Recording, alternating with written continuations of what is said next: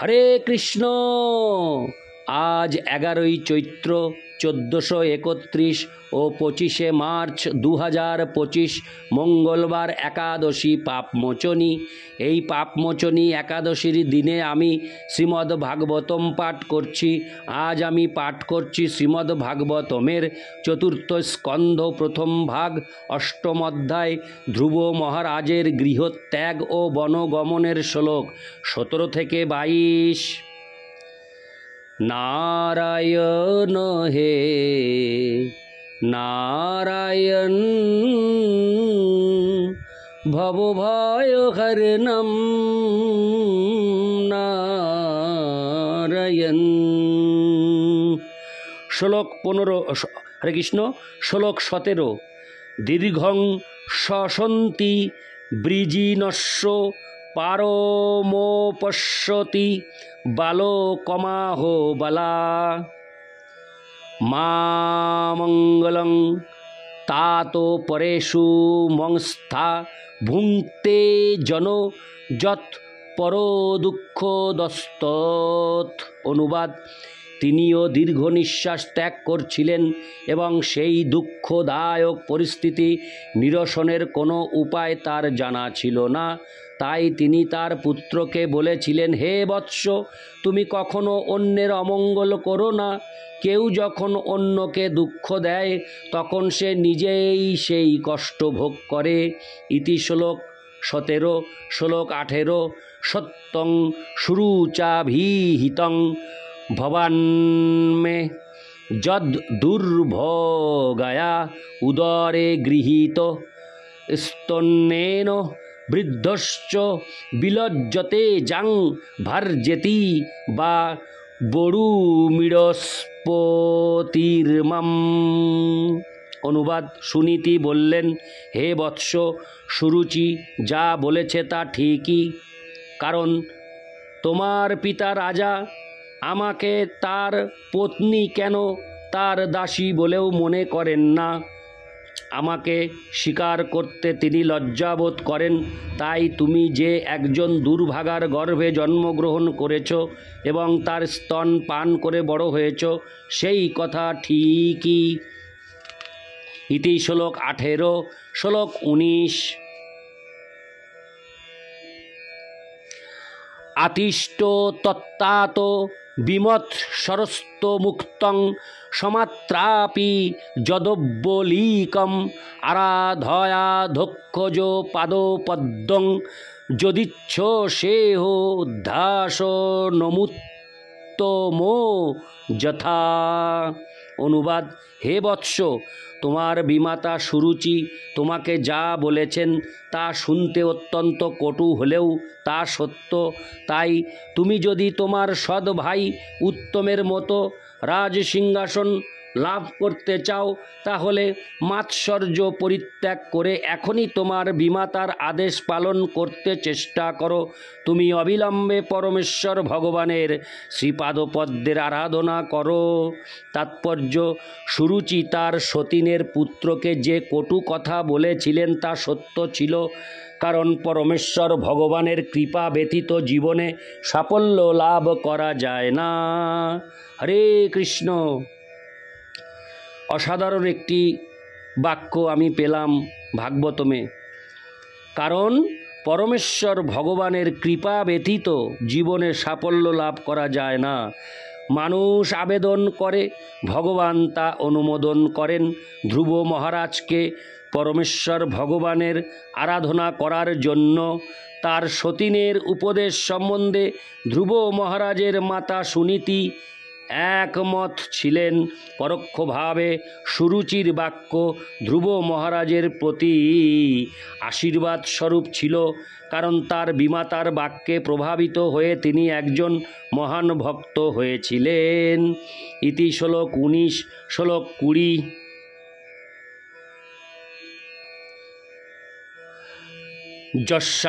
যস্যাঙ্ঘ্রিপদ্মং পরিচর্য বিশ্ববিভাবনায়াত্মগুণাভিপত্তে অজোহোদ্ধতিষ্ঠৎ খলু পারমেষ্ঠং পদং জিতাত্ম শশনাভিবন্ধম। অনুবাদ: সুনীতি বললেন, পরমেশ্বর ভগবান এতই মহান যে কেবল তার শ্রীপাদ পদ্ম আরাধনা করার দ্বারা তোমার প্রপিতামহ ব্রহ্মা এই বিশ্ব সৃষ্টি করার উপযুক্ত যোগ্যতা অর্জন করেছেন। যদিও তিনি অজ এবং সমস্ত জীবদের মধ্যে প্রধান, তবুও তিনি তার সেই সুমহান পদ প্রাপ্ত হয়েছেন কেবলমাত্র সেই ভগবানেরই কৃপায়, যাকে মহান যোগীরাও তাদের প্রাণবায়ু নিয়ন্ত্রণ করার দ্বারা মনোসংযমের মাধ্যমে আরাধনা করেন। তাৎপর্য: সুনীতি ধ্রুব মহারাজের প্রপিতামহ ব্রহ্মার দৃষ্টান্ত দিয়েছেন। ব্রহ্মা যদিও জীব, তবুও তার তপস্যার প্রভাবে পরমেশ্বর ভগবানের কৃপায় তিনি এই ব্রহ্মাণ্ডের সৃষ্টিকর্তার অতি উন্নত পদপ্রাপ্ত হয়েছেন। যে কোনো প্রচেষ্টায় সফল হতে হলে কেবল কঠোর তপস্যাই নয়, পরমেশ্বর ভগবানের কৃপার উপরেও নির্ভর করতে হয়। ধ্রুব মহারাজের বিমাতা তাকে সেই ইঙ্গিত দিয়েছিলেন এবং তার মাতা সুনীতি সেই কথা সমর্থন করেছেন। ইতি শ্লোক 20, শ্লোক 21। তথা মনুর্ব ভগবান পিতামহ যমেকো মত্তা পুরু দক্ষিণৈর্মখৈ ইষ্টাভিপেদে দূরো বাপো মন্নত ভৌমং শুকং দিব্যং হরে কৃষ্ণ দিব্যম থাপবর্গম। অনুবাদ: সুনীতি তার পুত্রকে বলেছিলেন, তোমার পিতামহ স্বয়ম্ভুব মনু প্রচুর দানের মাধ্যমে মহান যজ্ঞসমূহ অনুষ্ঠান করে একনিষ্ঠ ভক্তি সহকারে পরমেশ্বর ভগবান শ্রীহরির আরাধনা করে তাকে সন্তুষ্ট করেছিলেন এবং তার ফলে তিনি ভৌতিক সুখ এবং তারপর মুক্তি লাভ করেছিলেন, যা দেবতাদের পূজা করার দ্বারা লাভ করা অসম্ভব। তাৎপর্য: মানুষের জীবনের সাফল্য বিচার করা হয় ইহ জীবনে জড় সুখ এবং পরলোকে মুক্তির মাধ্যমে। সেই সাফল্য লাভ করা যায় কেবল পরমেশ্বর ভগবানের কৃপার দ্বারা। এক মত্তা শব্দটির অর্থ হচ্ছে অবিচলিতভাবে মনকে ভগবানে একাগ্র করা। এইভাবে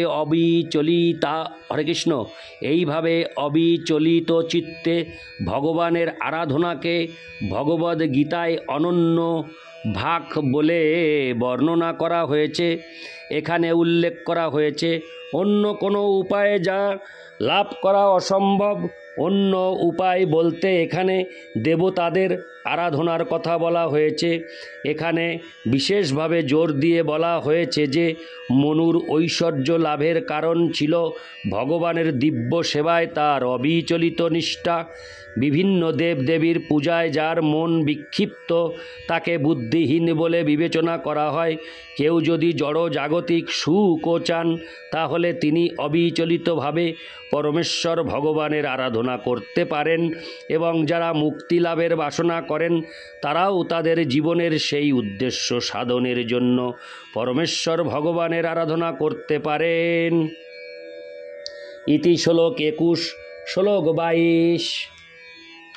তমেব বৎসাশ্রয় ভৃত্যবৎসলং মুমুক্ষুভির্মৃগ পদাব্জ পদ্ধতিম অনন্যভাবে নিজ ধর্ম ভাবিতে মনুষ্যবস্তাপ্য ভজস্ব হরে কৃষ্ণ ভজস্ব পুরুষম। অনুবাদ: হে বৎস, তুমিও ভক্তবৎসল ভগবানের শরণ গ্রহণ করো। যারা সংসার চক্র থেকে মুক্তি লাভের অন্বেষণ করেন তারাও সর্বদা ভক্তিযোগে ভগবানের চরণ কমলের আশ্রয় গ্রহণ করেন। স্বধর্ম অনুশীলনের দ্বারা পবিত্র হয়ে তুমি তোমার হৃদয়ে ভগবানকে স্থাপন করো এবং অবিচলিত চিত্তে তার সেবায় সর্বদা যুক্ত হও। তাৎপর্য: সুনীতি তার পুত্রকে যে ভক্তিযোগের পদ্ধতি বর্ণনা করেছেন তা ভগবৎ উপলব্ধি উপলব্ধির আদর্শবিধি। সকলেই পরমেশ্বর ভগবানকে হৃদয়ে ধারণ করে তাদের নিজ নিজ বৃত্তি সম্পাদন করতে পারেন। সেই কথা ভগবদ্ গীতায় ভগবান ও অর্জুনকে বলেছিলেন, লড়াই করতে থাকো, কিন্তু সেই সঙ্গে আমাকে মনে রেখো। কৃষ্ণ ভাবনায় সিদ্ধি লাভের আকাঙ্ক্ষী প্রতিটি সৎ ব্যক্তির সেই আদর্শ হওয়া উচিত। এই প্রসঙ্গে রানী সুনীতি তার পুত্রকে উপদেশ দিয়েছেন যে পরমেশ্বর ভগবান ভৃত্যবৎসল নামে পরিচিত, যা ইঙ্গিত করে যে তিনি তার ভক্তদের প্রতি অত্যন্ত দয়ালু। তিনি বলেছেন, তুমি তোমার বিমাতার দ্বারা অপমানিত হয়ে ক্রন্দন করতে করতে আমার কাছে এসেছ, কিন্তু তোমার জন্য ভালো কিছু করার ক্ষমতা আমার নেই। কিন্তু কৃষ্ণ তার ভক্তের প্রতি এতই কৃপাময় যে তুমি যদি তার কাছে যাও তাহলে দেখবে যে তার স্নেহপূর্ণ বিনম্র ব্যবহার আমাদের মতো কোটি কোটি মায়ের বাৎসল্যকেও অতিক্রম করে।